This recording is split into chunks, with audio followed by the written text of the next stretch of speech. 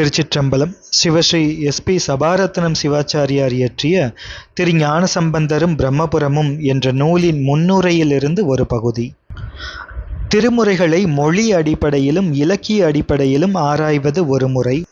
தன்னிகரற்ற இறை வாழ்க்கையை சாதித்துக் கொடுக்கும் சிவாகமங்களை முறையாக பயின்று சிவதீட்சை, ஆன்மார்த்த வழிபாடு, ஆலய வழிபாடு, தலங்களுக்கும் ஆலயங்களுக்கும் உள்ள தத்துவ பின்னணி பற்றிய தெளிவான அனுபவம் பெறல் என வாழ்நெறியை செம்மைப்படுத்தி கொண்டு மேலான சிவயோக நெறி நின்று சிவனுக்குள்ளே சிவமணம் பூக்கச் செய்து கொண்டு உள்ள பரிபக்குவ நிலையில் திருமுறைகளை அனுபவித்தல் மற்றொரு முறை. திருமுறைகளை பொறுத்தவரையில் முதல் வகை ஆய்வு முறை.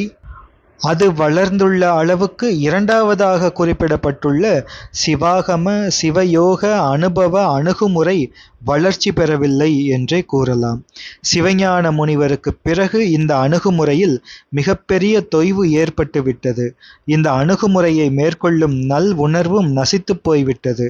சிவஞான முனிவர் தமது மாபாடியத்திலும் சிவஞான போத சிற்றுரையிலும் சித்தியார் உரையிலும் ஆங்காங்கே திருமுறை வரிகளை எடுத்துக்காட்டி சிவானுபவபூர்வமான அரிய விளக்கங்களை கொடுத்துள்ளார்.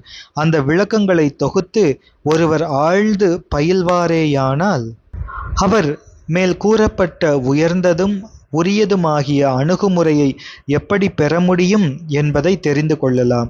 இந்த அணுகுமுறையை மேற்கொண்டு சிவாகமங்களில் விரித்து கூறப்பட்டுள்ள யோக நுட்பங்களின் அடிப்படையிலும் சிற்பசாத்திரங்கள் கூறும் பிரபஞ்ச விஞ்ஞான நுட்பங்களின் அடிப்படையிலும் திரு ஞானசம்பந்த பெருமான் அருளியுள்ள பிரம்மபுர திருப்பதிகங்களின் உட்கோளை ஓரளவுக்கு உணர்த்துவதே இந்நூல்.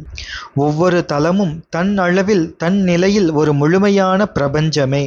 பாடல் பெற்ற தலங்கள் பெருமைக்கு உரியவைதாம், ஐயமில்லை. ஆனால் அருட்பேராகிய இன்ப அனுபவ உணர்வு என்பதை பாடல் பெற்ற தலம் வாயிலாகத்தான் பெற முடியும் என்ற கட்டாயமில்லை. தகுந்த மனப்பக்குவம் வாய்க்க பெற்றுள்ள ஒருவர் எந்த இடத்திலும் இறை அனுபவ உணர்வை பெறலாம், எந்த இடத்திலும் அருட்பேற்றுக்கு உரியவர் ஆகலாம். திருச்சிற்றம்பலம்.